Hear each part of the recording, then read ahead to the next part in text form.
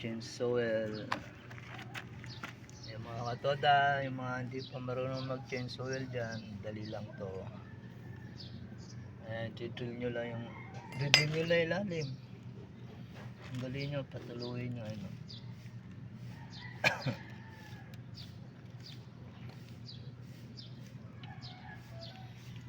Tapos tanggalin nyo yung filter. Ito yung filter. Ayan.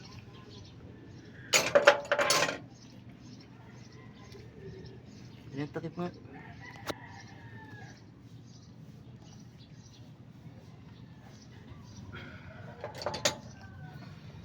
Yung mga kadoda, medyo ano nyo rin para lumabas yung ano rito, yung langis.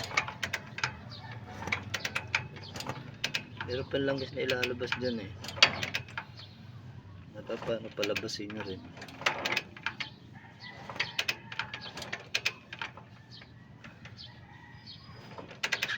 Ganyan lang.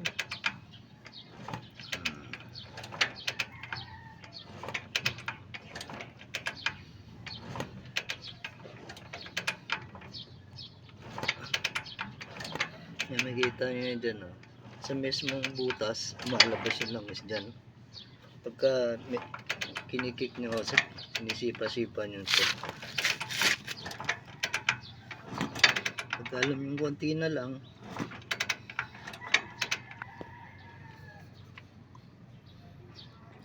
yan, medyo punasan yung gilid rin para pag pinasok, madulas. Titingnan mo rin dito. Hindi ka mag-camera. Kabuuan ng taong gumagawa rin, pasaglit mo lang din. Ano? Importante ito mga katoda, ito yung goma dito sa butas. Ayan ah. Ayan. Kasi matigas ito eh, sabi. Tapos itong butas na to, yan, dalawang butas na yan, may maitakang butas dito na dalawa rin. Kailangan ganyan yan. Yung butas ng dalawa na to sa takip, sa butas dito na sa parting kanan, dahil magkatapat ng ganyan yan doon. Dahil pag yan bumaliktad ng ganyan, hindi magsisirculate yung langis nyan. Yari makina mo, sira. Yan, mali yan. Walang butas yan dito sa kaliwa eh. Andito yung kanan. Kaya kung saan yung butas nyon, doon mo rin lalagay yung butas ng takip. Yun, takip na yan. Nasa kanan. Huwag magkakamaling magbaliktad. Yan. Hindi na kayo mag-change oil sa iba. Sayang din 50 o magkano.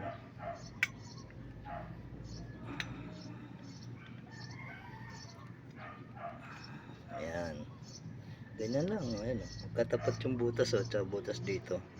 Sa parting kanan.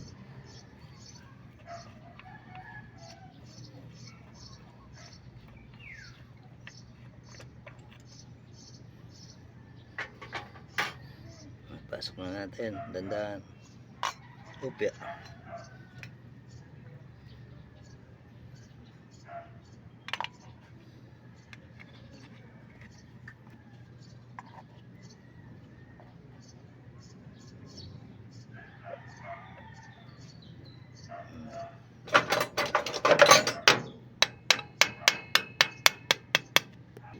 Yan.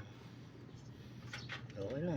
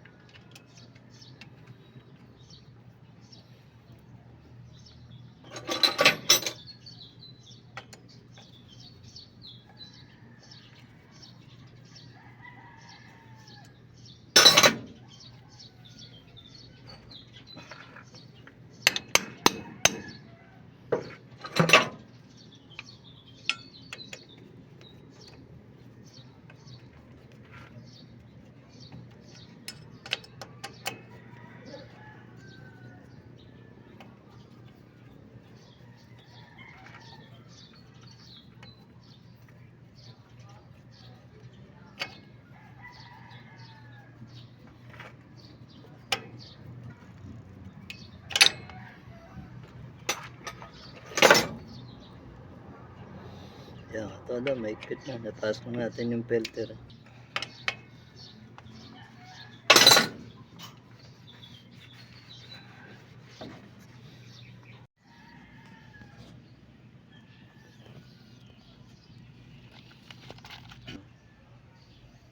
Wala nang tumutulo eh. Sa ilalim. Nandahan naman eh. Pasuloy natin.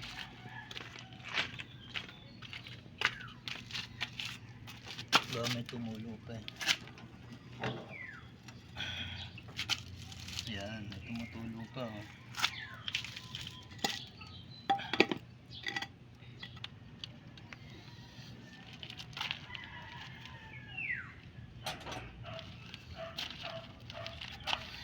Ito todo, ang gamit ko dati, kulay dilaw.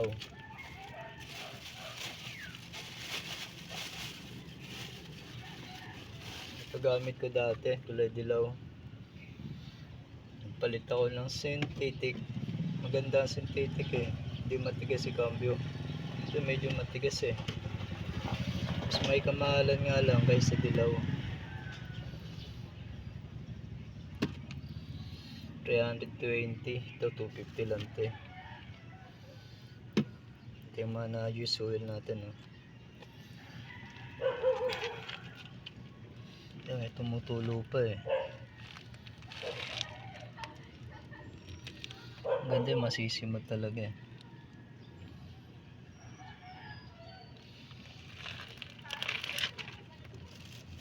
Tapos muna. Yan, balik na natin yung takip sa ilalim.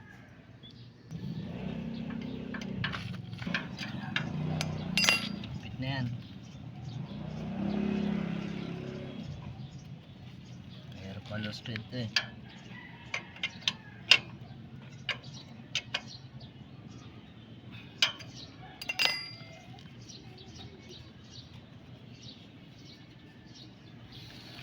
Yan, sasalin na tayo ng langis. Na ang tambod nyo ganito para hindi mahirap maglagay ng langis. Yung sa mga turutot ng ng yung bagong taon ng mga ginagamit na turutot, yan nakita ko, pwede palang gawin ito imbudo. Napakaginawa, tingnan sa sa butas.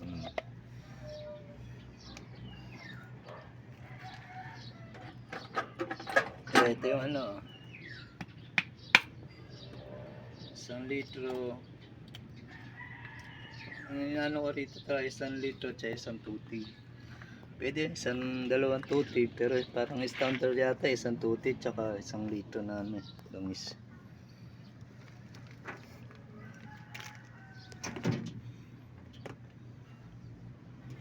Yan, napakaginawa magsali ng langis dahil sa imbudo.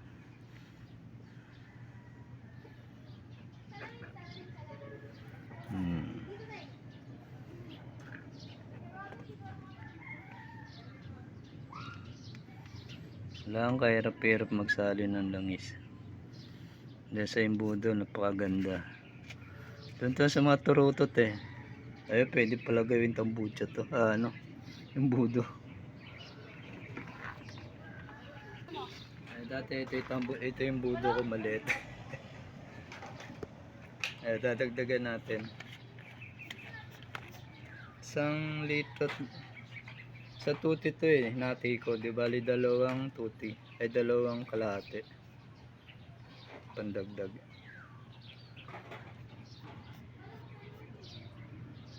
Yan.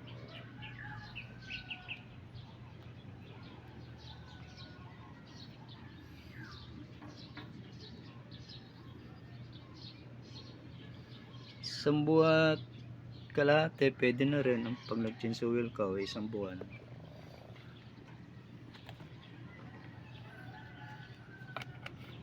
Yan, 1 litro at 2 ganito tigkalahati, di ba? Isang tuti to eh. Ilan ml ba to?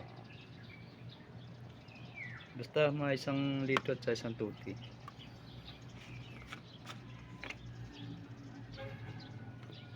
Ito yung pusa ko, si Pulin, no. Ming Ming. Sige dyan. Storbo ka rin. Ayan, takpan na natin. Okay, tapos na. Napalitan na natin ng filter. Langis. Nag-drill na tayo. Salamat mga katoda. 120B vlog ah. Subscribe nyo ako.